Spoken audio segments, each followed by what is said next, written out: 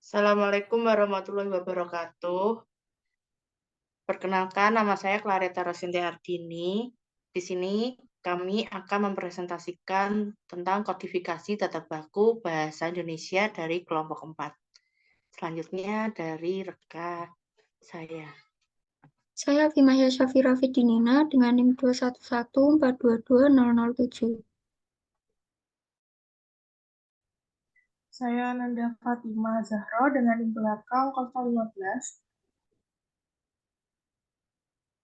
Saya Adelia Nurul Fadila dengan NIM belakang 019. Rizda Nabila dengan NIM belakang 020.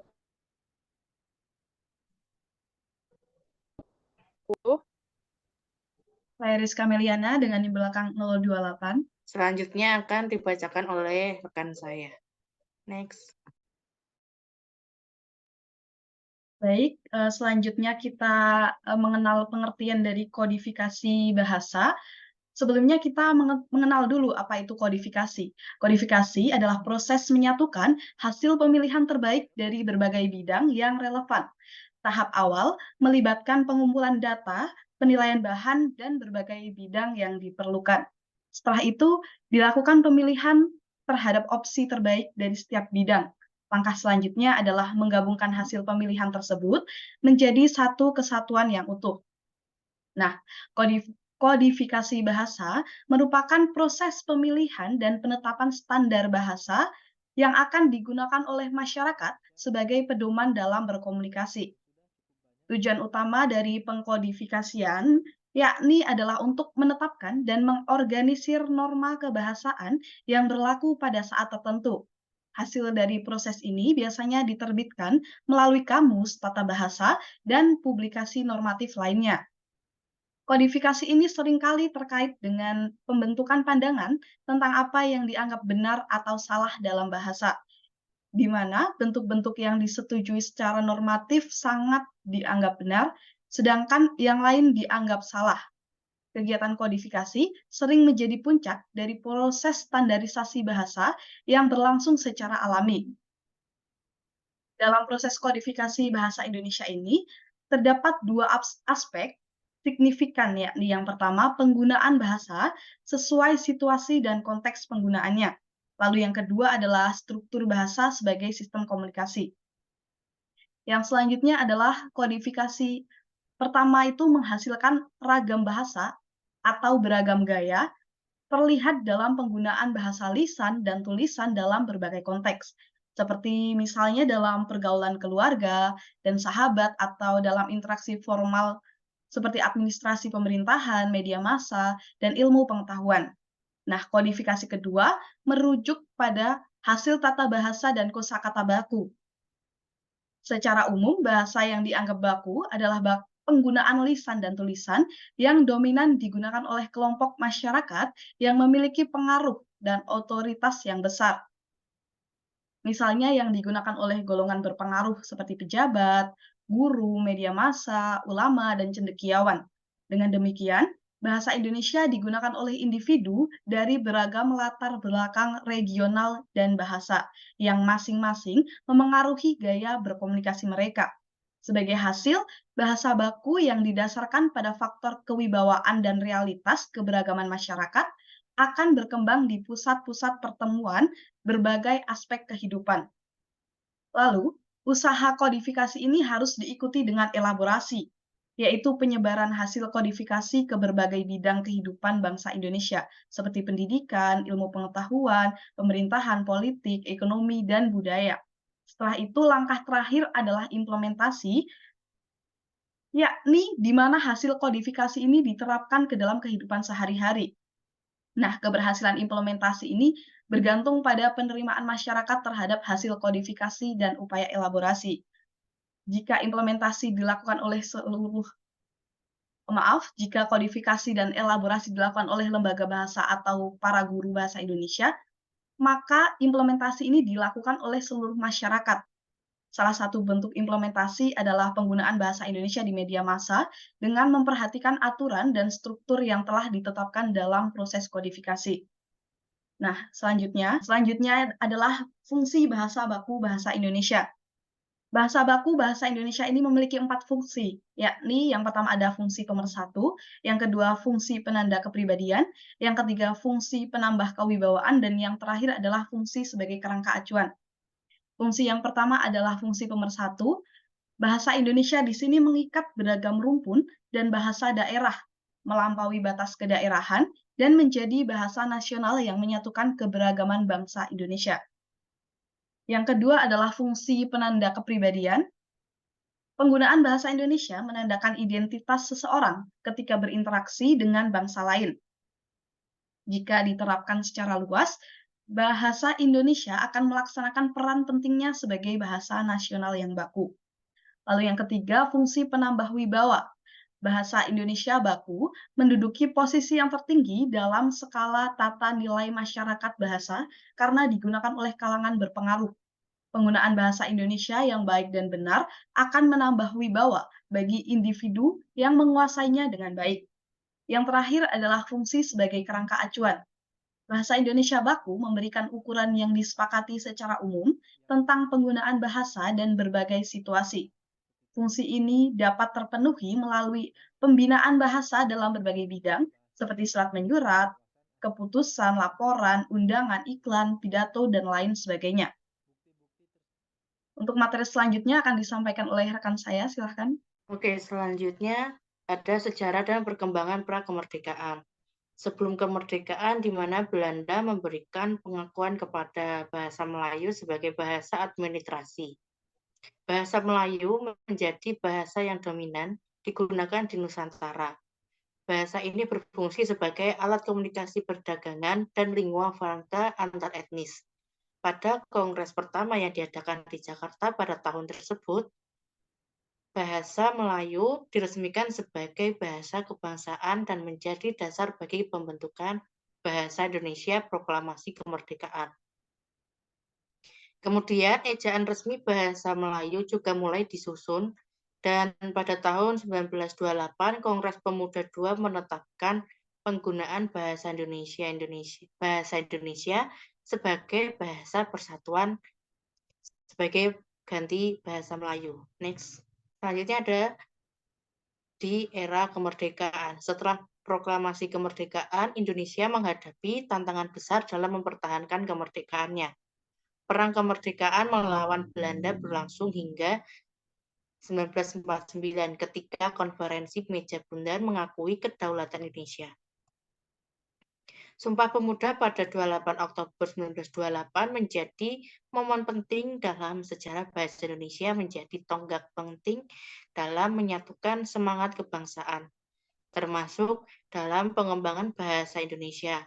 Konferensi Bahasa pada tahun 1938 juga memiliki dampak signifikan dengan menyepakati pentingnya pemurnian bahasa dan pembentukan kaidah tata bahasa. Selanjutnya akan dibacakan oleh rekan saya. Selanjutnya yaitu sejarah dan perkembangan pasca kemerdekaan. Setelah merdeka, perencanaan bahasa Indonesia semakin berkembang. Bahasa Indonesia terus mengalami perkembangan. Pada 19 Maret 1947, ejaan bahasa Indonesia dibakukan. Pada tahun 1972, terjadi penyempurnaan ejaan bahasa Indonesia yang diresmikan oleh pemerintah, menandai komitmen untuk menciptakan kestabilan dalam tata ejaan. Kamus Besar Bahasa Indonesia atau KBBI yang pertama kali diterbitkan pada 1988 menjadi acuan standar bahasa. IYD juga terus diperbarui untuk memastikan konsistensi dan kejelasan penggunaan bahasa. Selanjutnya materi akan dijelaskan oleh rekan saya. Ini ada proses kodifikasi tata bahasa.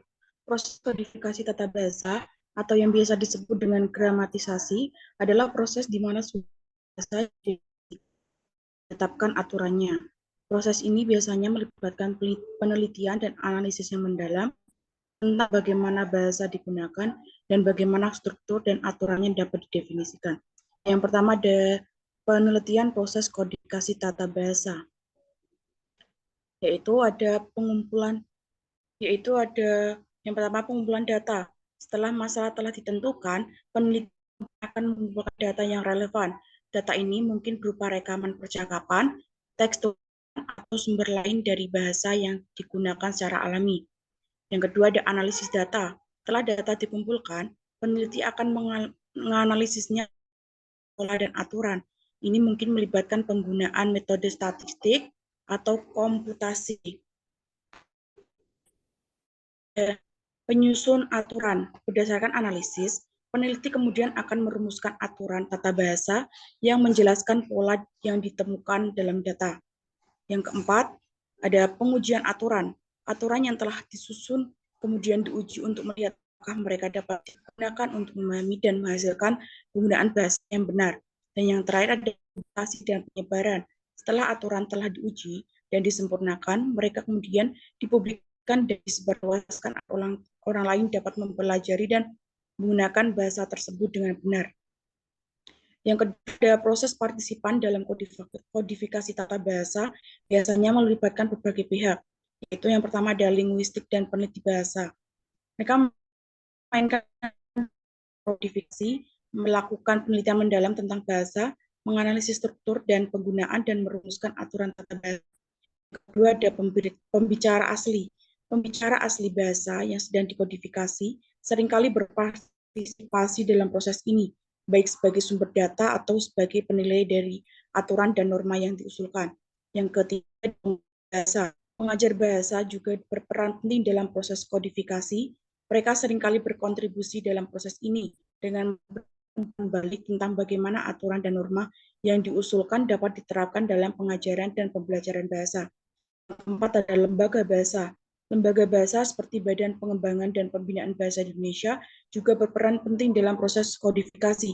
Mereka bertanggung jawab untuk menyetujui dan menerbitkan aturan dan norma tata bahasa yang telah dikodifikasi. Yang kedua, komunitas pengguna bahasa. Komunitas pengguna bahasa juga berpartisipasi dalam proses kodifikasi dengan menggunakan aturan dan norma yang telah dikodifikasi dalam komunitas sehari-hari mereka. Dan yang terakhir ada proses penyesuaian dalam kodifikasi tata bahasa. Yang pertama ada evaluasi. Peneliti atau lembaga bahasa akan mengevaluasi aturan tata bahasa yang ada. Evaluasi dapat berdasarkan umpan balik dari pengguna bahasa, peneliti, dan pengajar bahasa. Yang kedua ada identifikasi masalah. Setelah evaluasi, mereka akan mengidentifikasi area atau aturan yang perlu disesuaikan. Misalnya, aturan tertentu mungkin tidak mencerminkan penggunaan bahasa yang sebenarnya, atau mungkin ada kebingungan atau inkonsistensi dalam aturan. Yang ketiga ada penelitian dan analisis. Selanjutnya, mereka akan melakukan penelitian dan analisis lebih lanjut untuk menentukan bagaimana aturan harus disesuaikan. Ini mungkin melibatkan baru, analisis statistik, atau konsultasi dengan ahli bahasa lain. Yang keempat ada penyusunan aturan baru. Berdasarkan hasil penelitian dan analisis, mereka kemudian akan merumuskan aturan baru atau revisi aturan lama. Yang kelima ada pengujian dan evaluasi. Aturan baru atau revisi kemudian diuji dan dievaluasi untuk memastikan bahwa mereka mencerminkan penggunaan bahasa yang sebenarnya dan dapat dipahami dan diterapkan oleh pengguna bahasa. Yang keenam ada implementasi. Setelah aturan baru atau revisi telah diuji dan disetujui, mereka kemudian diimplementasikan dalam praktek pengajaran dan penggunaan bahasa. Dan yang terakhir ada pemantauan dan penyesuaian berkelanjutan. Implementasi, proses pemantauan dan penyesuaian berkelanjutan untuk memastikan bahwa aturan tetap relevan dan efektif seiring berjalannya waktu. Selanjutnya akan dipaparkan. Baik, selanjutnya ada implikasi kodifikasi tata baku bahasa Indonesia. Yang pertama ada standarisasi bahasa, di mana kodifikasi menyediakan kerangka acuan baku untuk penggunaan bahasa Indonesia yang baik dan benar dalam berbagai konteks. Hal ini membantu meningkatkan keseragaman dan pemahaman bahasa di seluruh penjuru Indonesia. Standarisasi bahasa ini juga memungkinkan terciptanya kamus, buku pedoman, dan perangkat pembelajaran bahasa yang lebih terstruktur. Yang kedua ada peningkatan mutu pembelajaran, di mana tata bahasa baku yang menjadi landasan bagi pembelajaran bahasa Indonesia yang lebih efektif dan efisien. Guru dan siswa memiliki panduan yang jelas dalam proses belajar mengajar, serta penggunaan bahasa yang baku dalam pendidikan membantu meningkatkan kemampuan literasi dan komunikasi siswa. Yang ketiga ada penguatan identitas nasional, di mana bahasa Indonesia yang baku menjadi simbol pemersatu bahasa dan identitas nasional. Kodifikasi bahasa menunjukkan upaya bahasa Indonesia dalam memelihara dan melestarikan bahasanya. Dan penggunaan bahasa yang baku dalam berbagai domain publik memperkuat rasa bangga dan cinta tanah air. Selanjutnya yang keempat ada kesetaraan dan pemerataan akses, di mana kodifikasi bahasa membantu menjembatani perbedaan dialek dan ragam bahasa yang ada di Indonesia. Hal ini memungkinkan semua orang dari berbagai latar belakang untuk memiliki kesempatan yang sama dalam menguasai bahasa Indonesia yang baku. Serta pemerataan akses bahasa yang baku membantu mewujudkan keadilan sosial dan kesetaraan di Indonesia. Selanjutnya yang kelima ada peningkatan daya saing bangsa. Dengan penguasaan bahasa Indonesia yang baik dan benar menjadi salah satu faktor kunci dalam meningkatkan daya saing bangsa di dunia global. Selanjutnya, kemampuan berkomunikasi secara efektif dengan bahasa yang baku membantu bangsa Indonesia dalam menjalin hubungan internasional dan kerjasama global. Penggunaan bahasa yang baku dalam berbagai produk dan layanan meningkatkan citra dan kredibilitas bangsa di mata dunia. Selanjutnya, ada dampak kodifikasi tata baku bahasa Indonesia, di mana yang pertama ada penggunaan bahasa yang baku pada media massa seperti koran, majalah, televisi, dan radio akan cenderung menggunakan bahasa Indonesia yang baku dalam penulisan berita, artikel, dan program siarannya. Hal ini meningkatkan kredibilitas informasi dan memudahkan masyarakat untuk memahami pesan yang disampaikan. Selanjutnya ada dokumen resmi pemerintahan dan lembaga lainnya akan menggunakan bahasa Indonesia yang baku untuk meningkatkan efisiensi komunikasi dan mengurangi kesalahpahaman dalam interpretasi kebijakan atau peraturan. Selanjutnya ada pendidikan, di mana kurikulum pendidikan akan berbasis pada tata baku bahasa Indonesia karena siswa memiliki pedoman yang jelas dalam berbahasa Indonesia dengan baik dan benar. Selanjutnya ada kehidupan sehari-hari di mana masyarakat secara bertahap akan terbiasa menggunakan bahasa Indonesia yang lebih baku dalam komunikasi lisan dan tulisan. Yang kedua ada peningkatan kemampuan berbahasa, seperti kodifikasi mendorong masyarakat untuk belajar dan menggunakan bahasa Indonesia secara lebih baik dan benar. Hal ini meningkatkan kemampuan literasi masyarakat seperti membaca dan menulis secara efektif. Selain itu, kemampuan berkomunikasi juga akan meningkatkan karena tata baku menyediakan panduan untuk berbicara dan menyusun kalimat yang runtut. Yang ketiga ada pemersatu bangsa, di mana bahasa Indonesia yang baku menjadi pemersatu bangsa karena menyediakan wadah komunikasi yang sama bagi seluruh masyarakat Indonesia.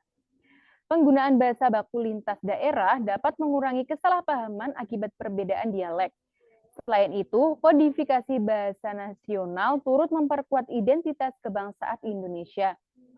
Yang keempat ada tantangan dan hambatan di mana sosialisasi itu diperlukan seperti masif agar masyarakat memahami dan menerapkan tata baku bahasa Indonesia.